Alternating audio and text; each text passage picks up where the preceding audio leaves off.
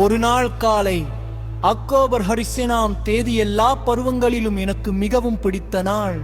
நான் தெருவில் நடந்து சென்று கொண்டிருந்த போது திடீரென்று ஒரு பழைய கடையில் ஒரு பெரிய பழங்கால பொம்மை விற்பனைக்கு வைக்கப்பட்டிருப்பதை கண்டேன். நான் கடைக்குள் நுழைந்தபோது எனக்கு ஒரு விசித்திரமான உணர்வு ஏற்பட்டது.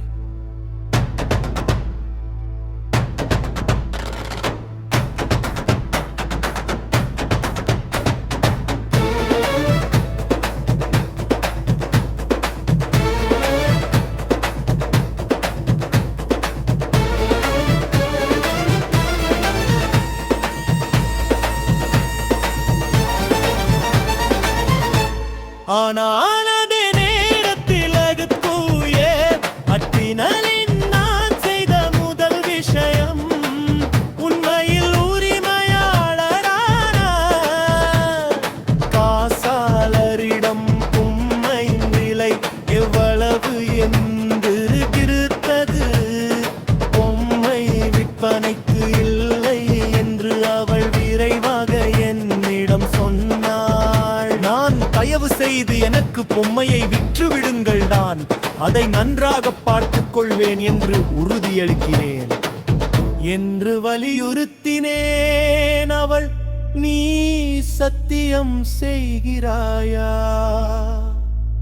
என்று பதிலளித்தாள். அதற்கு பையன் ஆம் என்றான்.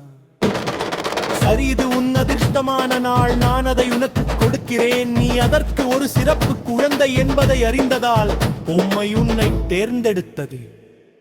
உரிமையாளர் பொம்மையை அவனிடம் கொடுத்தபோது அவள் மிகவும் அன்பாக அதை பரிசு காகிதத்தில் சுற்றி ஒரு பூ பெட்டியில் வைத்தாள். சிறுவன் மிகவும் மகிழ்ச்சியாக தந்தாயுடன் வீட்டுக்கு திரும்பினான்.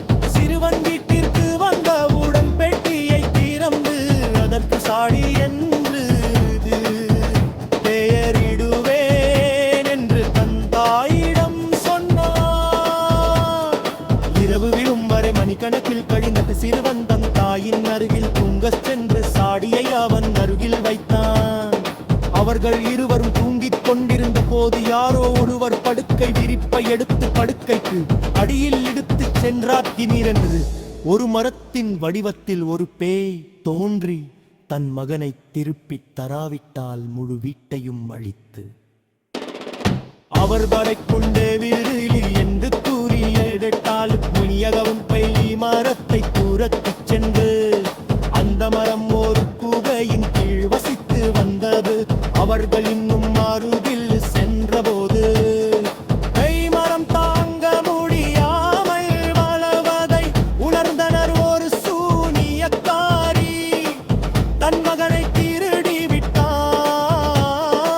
ஏனென்றால் ஒரு குழந்தை லவங்கப்பட்டை மரத்தை பிற்றால் மந்திரவாதி விரும்பும் மந்திரத்தை முடிக்க முடியும் என்று ஒரு சூனியக்காரி சொன்னாள்.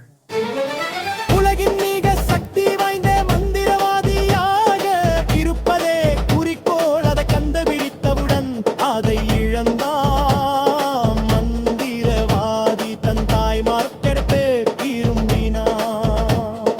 அவன் தன் தாய் மரத்தை பேரழிவிற்குள்ளும் தனியாகவும் விட்டுவிட்டு தன் மகனை தேடி சென்றார்.